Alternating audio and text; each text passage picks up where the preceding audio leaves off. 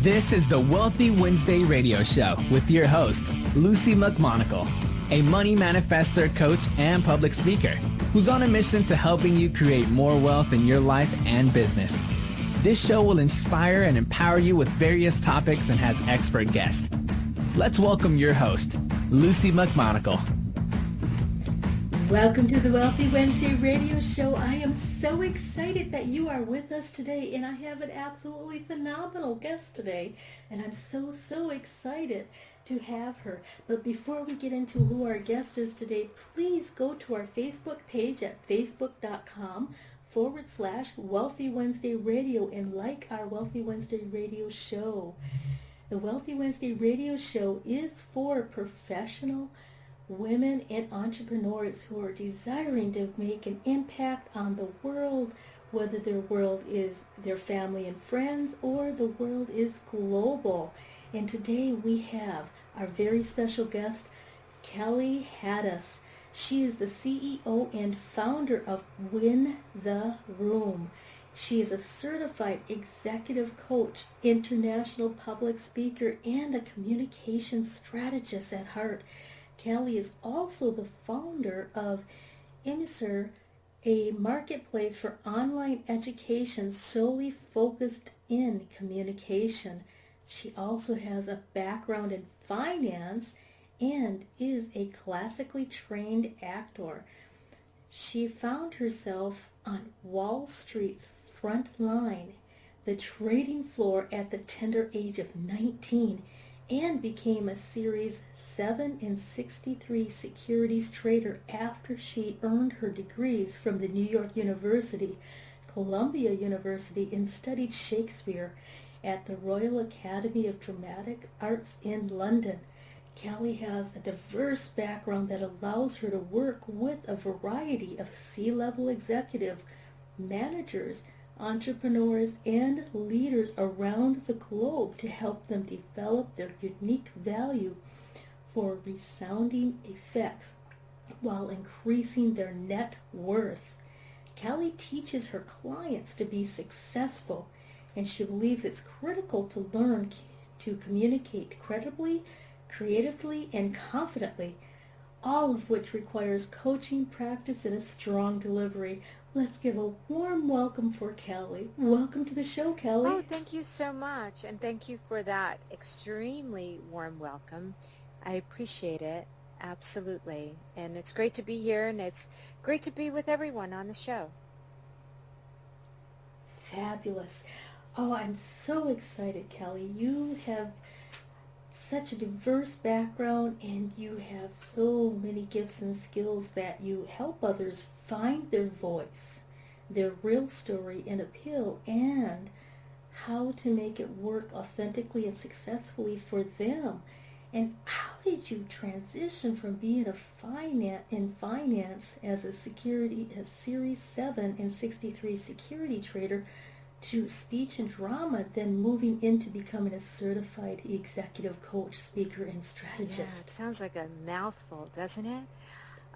Yes, it does. Well, I'll take you back a little bit.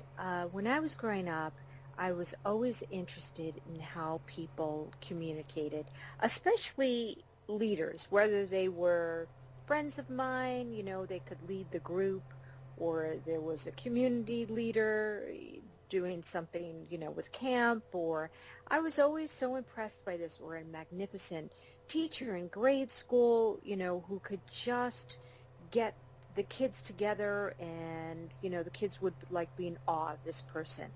What is that special skill? And I've always watched leaders, global leaders, and thought, wow, what do they have that the other person doesn't have?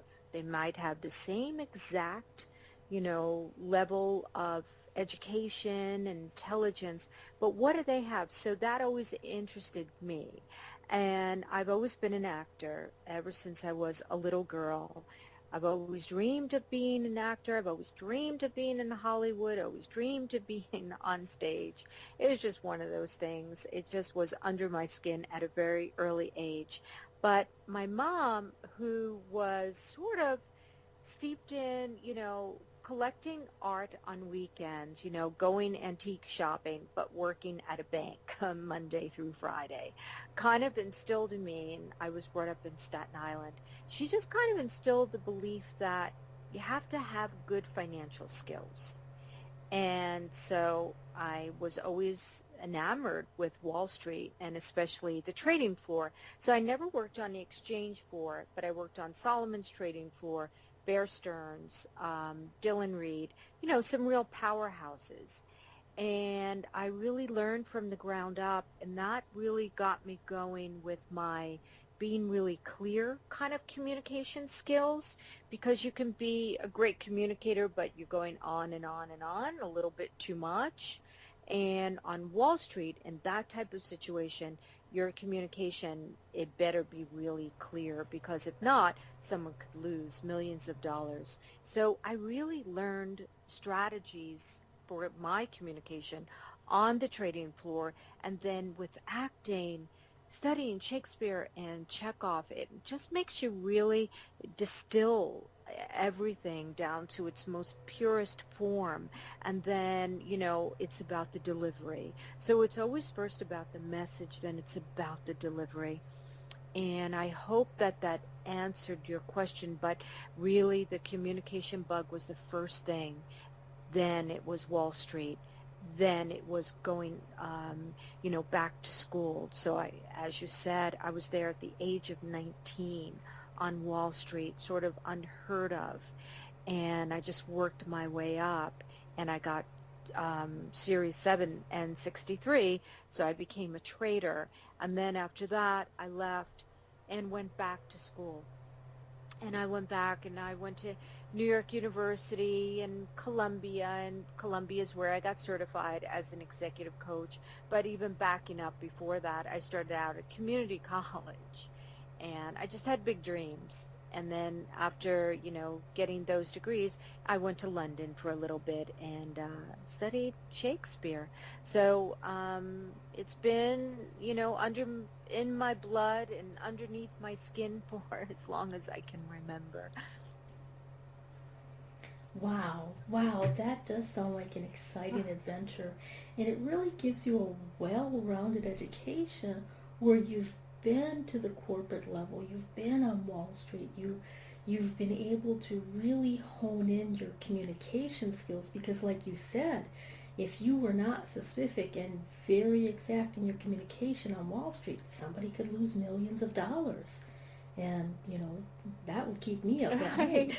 Yes. So, yeah, it's so true. I was actually on a couple of days when the market crashed, and I was the only trader on the desk, and my boss was like yelling at me, to sell 5,000 of this at this price, buy this, sell that.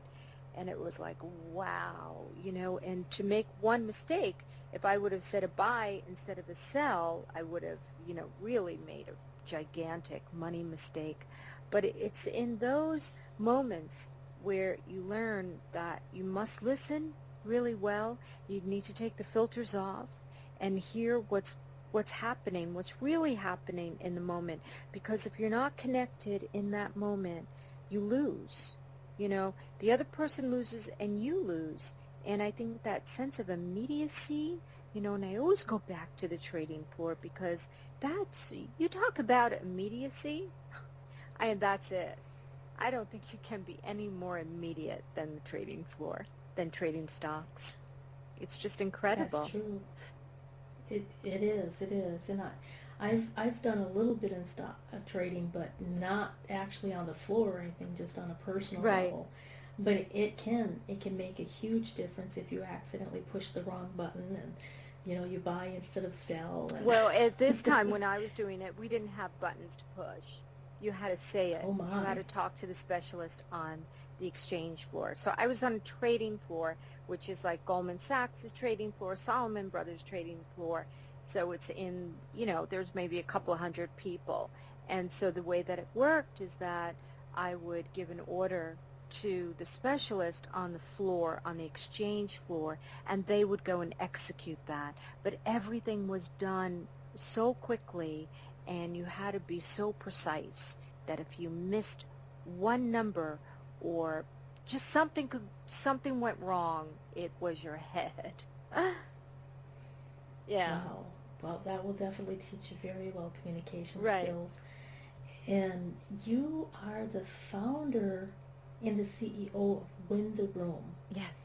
And Win the Room is all about communication, but it goes deeper than that. You actually have a set of core mythologies that you teach individuals so that they will be able to find their voice and really provide their message in a powerful and impactful way. Could you give us some of the ideas of what exactly are your core mythologies, or could you explain Sure, what that sure. means? Well, many of my methods go back to just what I've learned, through the years, and I've really used it. So I've been lucky enough I actually help people pitch quite a bit. So let's say if someone has a company, they want to pitch it to investors. And then I've also helped people, speaking on large stages to 1,000 people, or just, speaking to a boardroom of people. And so the methods are really the same across the board. It really is about what it is that you want to say, what it is that your audience is hoping that you'll say, what it is that they came for, and understanding that there's an immediacy there, there's a need there, they're there for a reason, and they're also there to they want to be there. And I think what happens a lot is that people get really scared because they think of the audience as not really being there for them, when in fact they are, when in fact they're on your side. Of course, the best type of audience is like an audience that goes to see a Broadway play, right? Because they're going for the entertainment. But in a sense, an audience that's in business is actually going for the same thing. They're going there to learn, but they're also going there for the experience. And I think that speakers, that communicators today forget that. The content is important, but also the delivery of that content is important. And it's like you are the host and you're welcoming the guests. And how do you go about welcoming the guests into your home? Because wherever you are, wherever you're speaking, it's your home. And so you want to make people feel comfortable. Now, there's a whole series of techniques of how to make someone feel comfortable, of how to make one person feel comfortable, and then how to make the collective 1,000 feel comfortable. There's also techniques in order to know how to read that room if something happens in the moment. And anything can happen, right? You can be so well prepared, but then boom, out of nowhere, it's like, oh, I wasn't expecting that. You have to be able to pivot, and you have to be able to go there while still maintaining, your core objective, while still maintaining the audience's core objective. Wow. Yeah. Wow, that's really in depth. It's rich. And Lucy, that's what, and I know that you get this, that's what's really amazing about public speaking, is that people shouldn't think that they're going to get it right away. It is one of the richest arts in the world. And it's been with us since the beginning of time. You look back on the ancient Greeks, they had a whole way of studying it. And, their oratory was incredibly deep and rich. And so no one should ever beat themselves up and say, you know what, I bombed and I'm just not a great speaker, and feel uncomfortable with that. It's like, no, take that, okay, but now let's really learn some great skills, and let's build upon those skills. And they're building blocks. So first you have to lay the foundation, lay the cement, make sure it's nice and smooth, and then you build upon that. You wouldn't put windows in the ground first and then lay, your cement on top of that. So you really have to think about it as it's one skill building upon another, and they're all really important. And if you learn them, oh my God, trust me, you will have it for the rest of your life. And it will affect every part of your life. not only business but personally as well. You'll date better, you'll love better, you'll be better with your kids, you'll be a better friend, you'll be a better neighbor, all of that. That's really, really important to understand is a lot of people are terrified of public speaking, but when you speak to another person, that's a public Yeah. speaking. Even if it's in your living room or at the grocery store or when you go to meet your friends and your friends have their friends, you're meeting them. And so communication expands far beyond just being on the stage and far beyond just being, it's not something that's of it in itself. It's in all areas of your life, as you mentioned. And, a lot of us, we are so frightened that, the audience showed up so that they could boo-ah. Right. But that's really not true. I mean, people are not going to show up at an event that you're having or at a place if they really don't want to be there. Right. And so they are for you. They're looking for your information. They're looking for your message. And they really came to find out what is your story and how is your story related to me and how many of the people that you're speaking with can they say, yeah, me too. Right.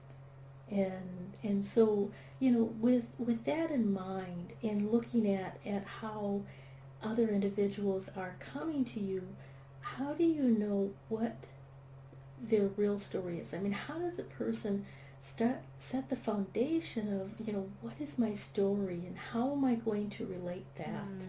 Yeah, well, part of that setting the foundation, right, is now that Mm-hmm. we have to go back in time. So, I'm studied psychology quite a bit, and as you know, I'm also certified in executive coaching. And part of this process with public speaking is very interesting. So it's not like you just learn a technique and say, okay, boom, I got it. Well, that's part of it. But the first part is us. How do we work on us so we allow these new techniques to take over and replace the old ones that are there, right? And that's where the real work begins. That's where the first work begins. Before you even put the foundation down, you have to make sure that you have the right ingredients. And oftentimes, people are coming with really old behaviors. And it's not our character, but they think it's our character, when in fact, they're just old responses that served us well at a certain point in time. Maybe our parents said this and we often responded like that, and then we carry it into our adulthood. Maybe women talked softly because maybe a member of the family didn't appreciate it, and so they learned how to talk softly. Maybe, someone gives someone that look and it's like, oh no, I know what that's all about, right? So they go Yes. back in time. And the magic of public speaking, where it really happens, you must be in the moment. But it's not enough to say you must be in the moment. You have to learn how to be in the moment. And not everyone knows how to be in the moment. And that's where the biggest obstacle comes in.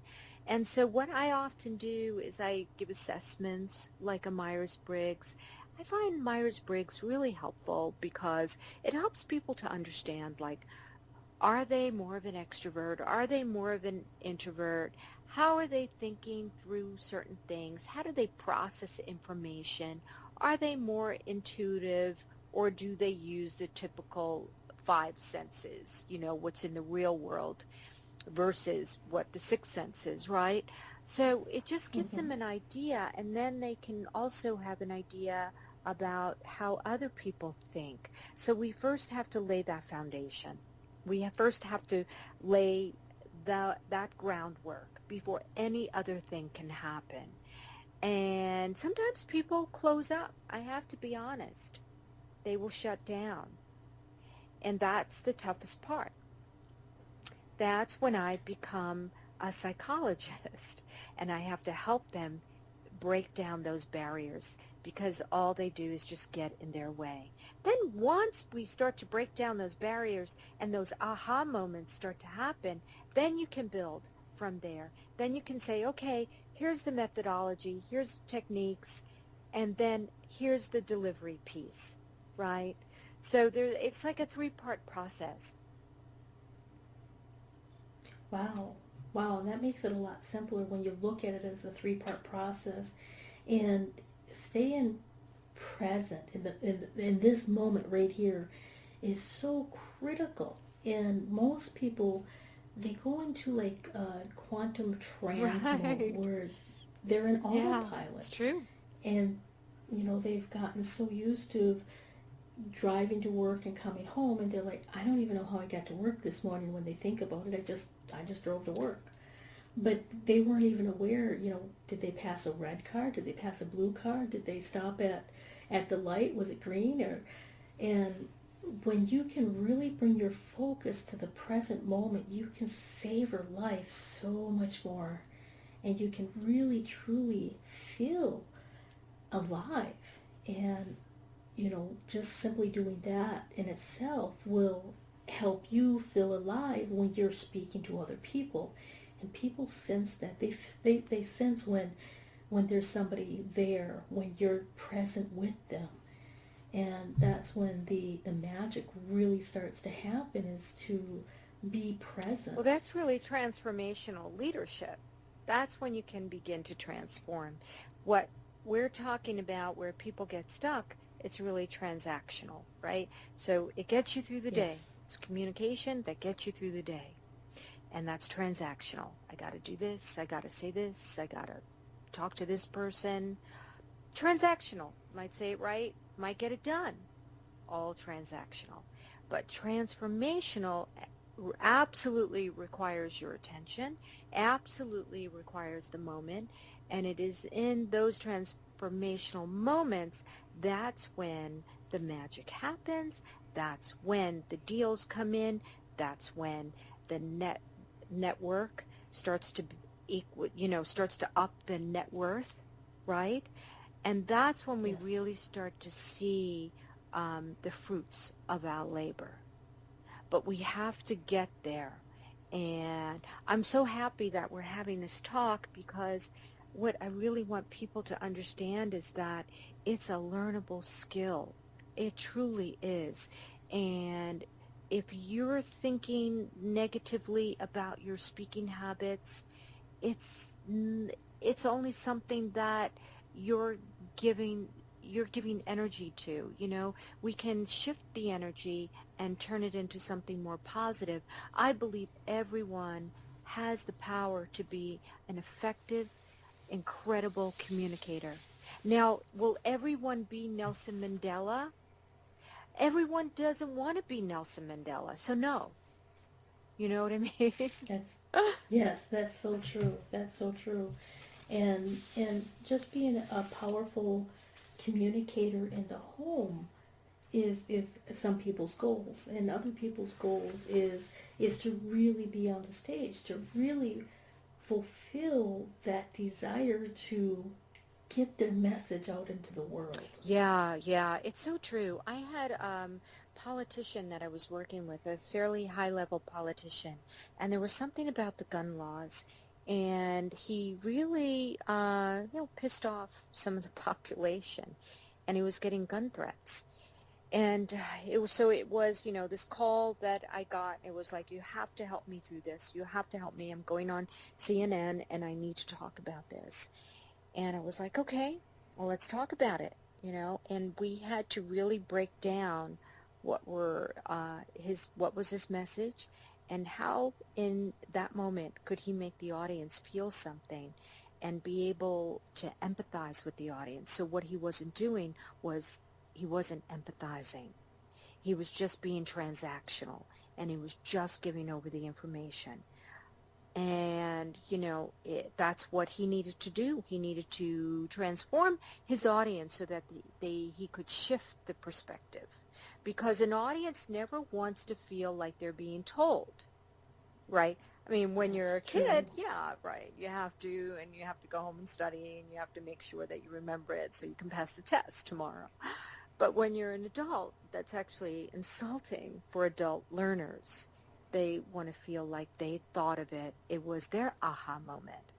And so, yes, you're talking about this speaking, this public speaking. I love that because I use the art of public speaking for every aspect of how a person operates, whether if they're a homemaker, whether or not they're, working on an assembly line, whether or not they're a kid that just graduated college and they need to land a job, whether or not they're going on CNN, whether or not they're in a boardroom, or they're speaking to 1 million people.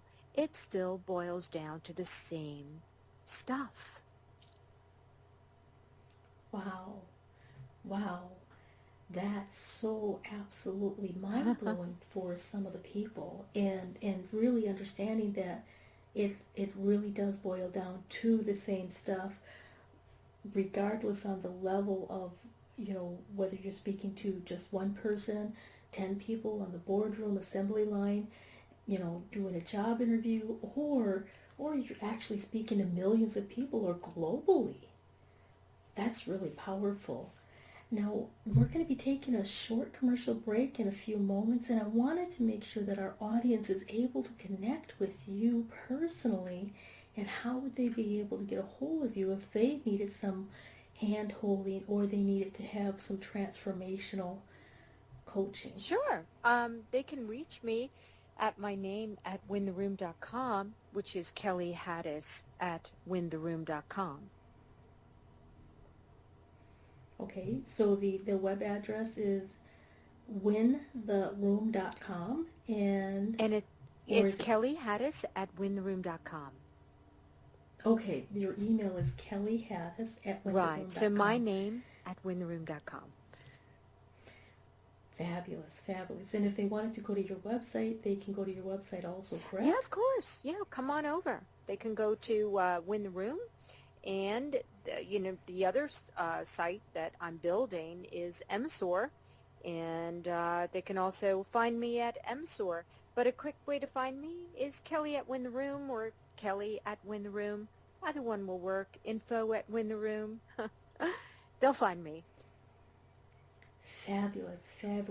So we will be back after a few moments of honoring our sponsors. Be you to the fullest. That's beautiful. And it is the secret to living your life on purpose. But so many people suffer, not knowing who they are and what they are here for, because of the ongoing influences shooting all over us. Are you ready to break free, take back your power, and discover exactly what makes you, you? Your Own University is the #1 online self-awareness community, here to help you confidently know yourself and step into your ideal life. Our directory is full of highly qualified personal coaches that have helped over 100,000 women from all over the world transform their lives inside and out. Come fall in love with yourself and discover true fulfillment at yourownuniversity.com.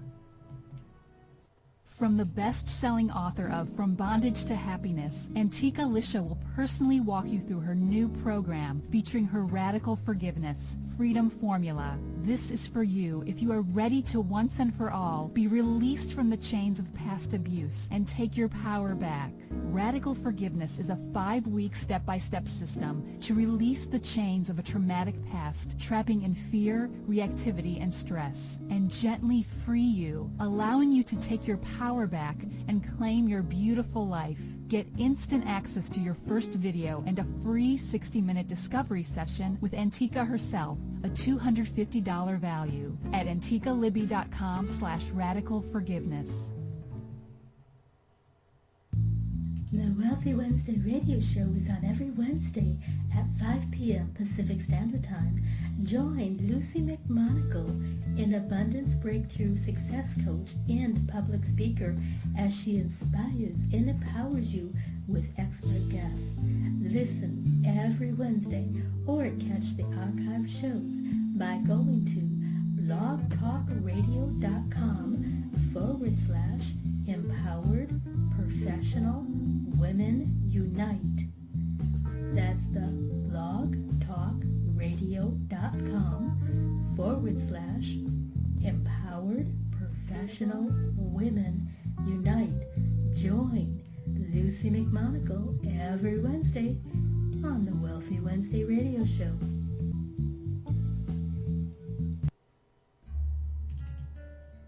Lucy McMonagle is an abundance breakthrough success coach, enabling ambitious women just like you to increase your income, uncover your money saboteurs, and create more happiness in your life.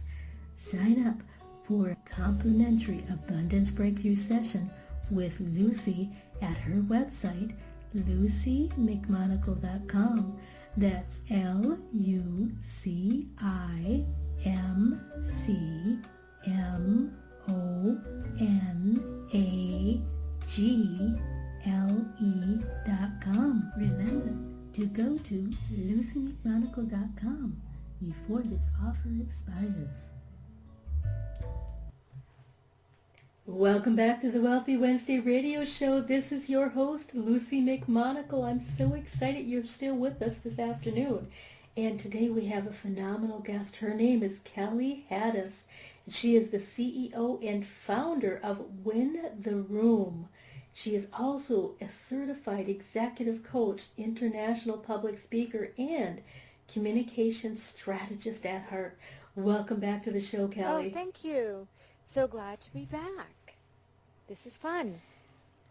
Yes, I've been having such a fantastic time, and I've been learning so much. Good. And right before our commercial break, we were talking about the difference between transactional communication and transformational communication. And I wanted to know, how exactly can a speaker connect with her audience in using the transactional communication that you were speaking about? Okay, so you want to know how a person can be transformational? Then how can a speaker connect with their audience using the transformational speaking? Is there any techniques that somebody would need to be more transformational for connecting? Oh, yeah, absolutely. So there's a whole host of techniques, but it's really, we're energetic beings, right? We're mostly made up of water. We're mostly made up of energy. And what attracts us to people is their energy. So the energy sometimes is off and we don't feel attracted, right? The chemistry is off, we say. But when it's on, we feel great with that person. We feel energized. We feel good to be in their presence, right? So we need to think of energy as a ricochet effect. So if I'm the traditional speaking on a platform and I'm in front of 1,000 people, right? I want to be able to connect with their energy and then to make them feel good energetically, and then that will come back to me, and it will just be a ricochet effect. Does that make sense? It's about how does your audience feel, right? So it's getting a little bit deeper now, but at the core, everyone wants to feel a certain way. For the most part, no one wants to feel like crap. They wake up and they say, I want to feel good today. I don't want to feel terrible, and they prefer to see certain people because those certain people make them feel really good. right? They get excited. It's like, oh yeah, I'm going to see my best friend. I love going to see her because whenever I see her, we always have such great times. I love the conversation, the connection. It's the same thing. And so you're making fast friends. That's what it is. And it's about energy. So you can't be under your energy and you can't be over your energy. You have to be right at the energy level of the audience. Then you can take them up, then you can take them down. But saying that too, your own energy, you can't come in with a low kind of I'm tired today energy, because that just doesn't fly in public speaking. And you can't come in with a boisterous type of energy, like, oh, I'm the best thing that ever happened, and, I'm really loud today, and I'm just going to talk at you, and you know what I mean, not with you. Yes. So there's different energies, and that's a technique, There's nothing airy-fairy here. It's all technique. Oh, and that's so true. And a lot of people, when we're speaking about energy, and you always know, like, that bubbly, happy person that walks in the room when there's a big room, and everybody turns and they look, even if they didn't even hear her walk in. And it's that feeling, like when you really feel good about yourself, when you feel confident about what you're speaking about, and you have a mission or a message or something that's really important to you that you want to relay to another person or a group.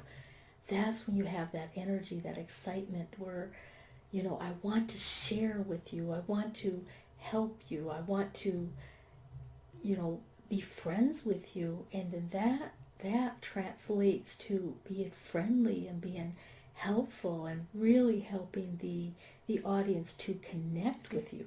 Am I understanding that correctly? And it's presence. Energy is presence. People have low presence.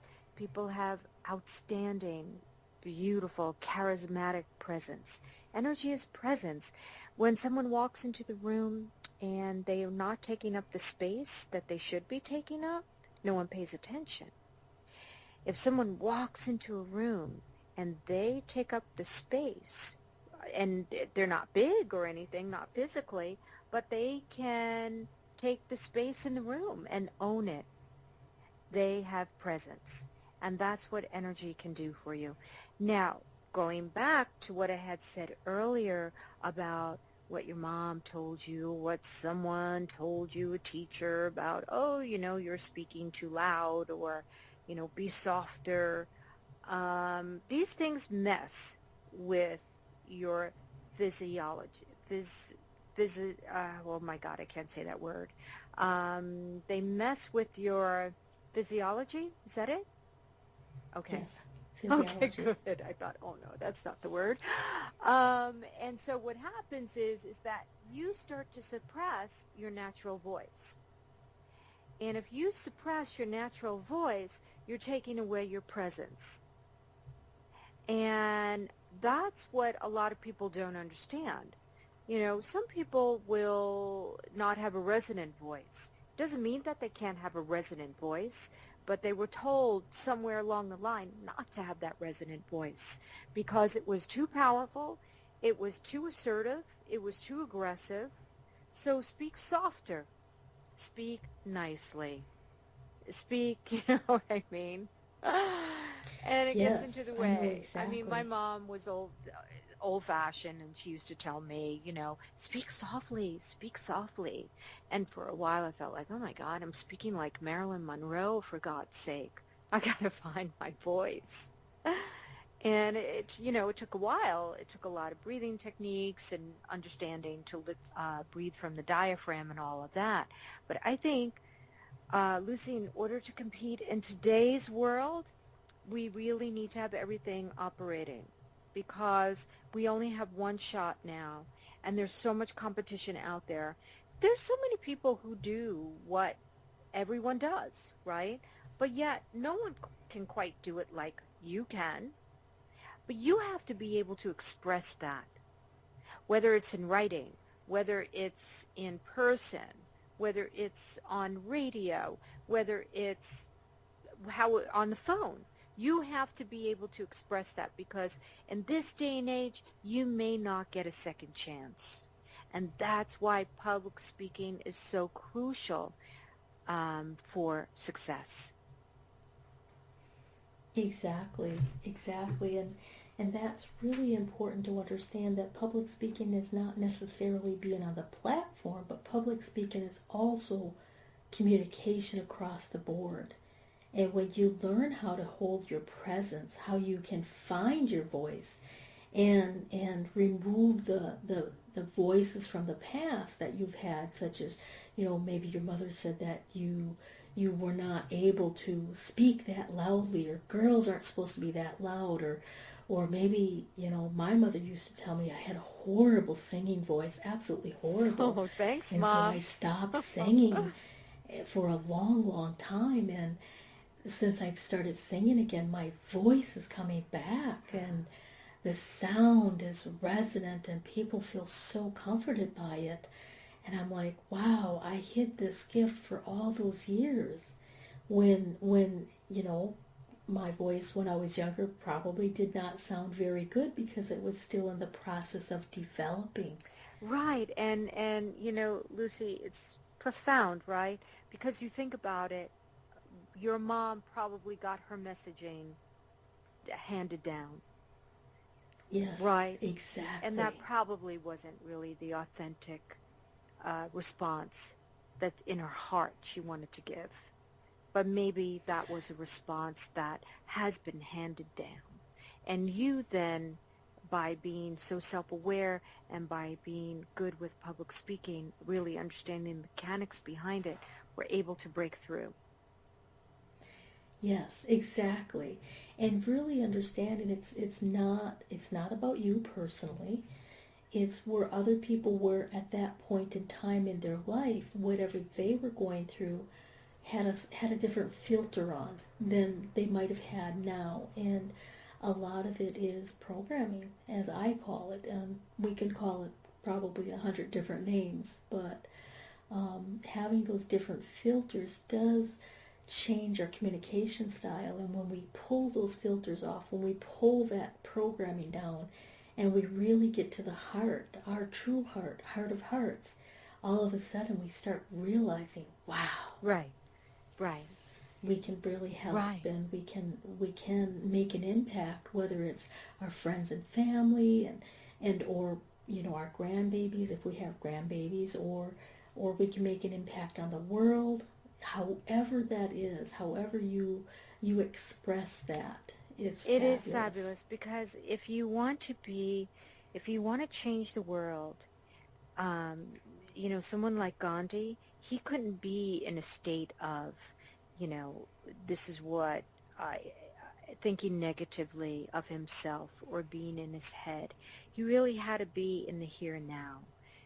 Oprah has to be in the here and now in order to change, in order to transform people. The greatest leaders of all time have that magnificent ability to have that presence. And that's what presence means. It really means, being in touch with who you are and being in touch with your instrument, your body, your voice, the way you think, the way you move through a room, the body language. It's your instrument. And if you don't tune it, if you don't, work on it, it's not going to serve you. And you'll just be a talking head. And talking heads are boring. Talking heads don't close deals. Talking heads don't open up doors.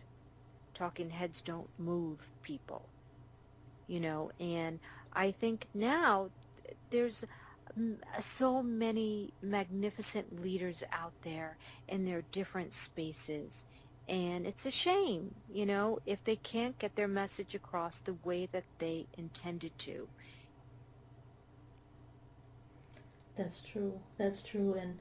And really just the difference between becoming a magnificent leader and not can just be a slight perception change. Just sometimes it's just a little shift. Yeah. often if you're lucky, it's a little shift, and people should not, think of it as they need to get there quickly. It's a process. It's Yes, definitely a absolutely. process. And the worst thing that someone can do is build upon bad habits. So this is what I see happening a lot. People will listen to YouTube videos, or they'll read a blog, or perhaps they'll listen to this podcast, right? They'll get good stuff. Correct. But it's not enough to get some good stuff here, good stuff there, good stuff, maybe over there, and then throw it in, a hat, mix it up, and there's all your good stuff, right? That's all you need. Things can go awry like that. That's true. It's worth it on every level to make the investment in yourself and really make sure that you're doing it right, because what I see happening sometimes is that people will just think, oh, it's okay, public speaking, what's so bad about that, or what's so hard about it, and then what they'll do is they'll take their bad habits and then they'll take someone else's bad habits, and they may have a couple of good habits in there, but what happens is that it becomes compounded. And then they become stiff because they're not really too sure what's going on, what's happening, what's not working. Exactly. Right? Exactly. So it's about really reductionism. Reductionism is the first piece in all of this. It's about reducing yourself to the most common denominator and then building up from there. So it's like what I was saying before, it always goes back to the foundation. It always goes back to those building blocks. And that's what I really, really hope that people will get today, that they can be magnificent. It's just the process. That's true. It is a process, and it's a choice to make the process enjoyable or tedious. And really looking at, okay, this is the very raw foundation. This is what I have to work with, and how to build it up and how to empower yourself, and really learn through an executive coach such as yourself on what are the elements that I need in order to really, really know what are my skills, what exactly do I need to enhance. And with your special that you have going on today, you really help people understand the Myers-Briggs test, and you also help people understand how can they use the best of the best out of that and to move forward. So speaking of that, could you tell us a little bit about your special that you have on so that we can Oh, yeah. the rest of the audience knows about Yeah, it? of course. I'd love to. So what I would love to offer everyone, which is a really easy kind of thing, and it's fun. Everyone loves something fun. It's a Myers-Briggs assessment. And the Myers-Briggs are great for just having a better understanding of yourself. And what it will do is just show you your different psychological types, the where you feel most comfortable. Are you feeling more introspective, or do you feel better being extroverted? What are your thinking preferences, things like that. And it's just really a quicker way of understanding yourself, and then you can understand others. So I think of it as being a twofold process. So you get to know yourself and you get to know your audience a little bit better. And it's a wonderful assessment. And that you can get on the Win the Room site, and it's generally $100. And I'd like to, Lucy, give your audience 50% off on that. So that would be an investment of only $50 for them. Wow, and that's a really good investment for that. And now they go to wintheroom.com, and then they go under shop. They should go into shop, and then they'll see the Myers-Briggs, and then they'll put on the coupon will be Lucy, and that will take them to the 50% off. Okay, great. And the proper way to spell my name is Luci. So please make sure, I'm telling the audience, please make sure you spell my name Luci, because if you spell it the other way, you might not get the 50% off. And that's at thewintheroom.com. And, we're almost up with our radio show. And I just wanted to ask, is there anything you would like to leave our audience with before we say our farewells? Well, let's see. I think just, believe in yourself, believe in that there's much more of you, that you can expand into this rich art, and that you can be great at addressing audiences of any size, that charisma is to be had by everyone, and that everyone has the ability to be a transformational speaker, and everyone has the ability to be able to be successful with it, close more deals, make more money, get better jobs, have a better life. It's great. It's healthy. That's true. That's so true. Well, Kelly, I want to thank you so kindly. I am so excited that you were on the Wealthy Wednesday radio show, and it is such a blessing. And thank you for all of these fabulous nuggets and these tips that you have provided us. Oh, you're so welcome. It's been such a joy to be here. I loved every moment of it. Fabulous.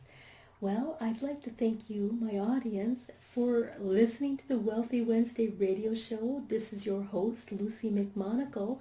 I'm an abundance breakthrough success coach, and if you're looking to make some breakthroughs in your money story and your energetics, please get a hold of me at my website. That's lucymcmonagle.com.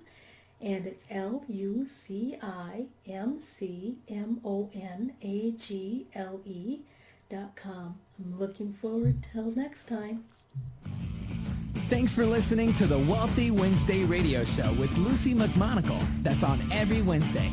Join us next time for more inspiration and empowerment from various topics and expert guests. To personally contact Lucy McMonagle, visit LucyMcMonagle.com. That's LucyMcMonagle.com. Until next time, many blessings.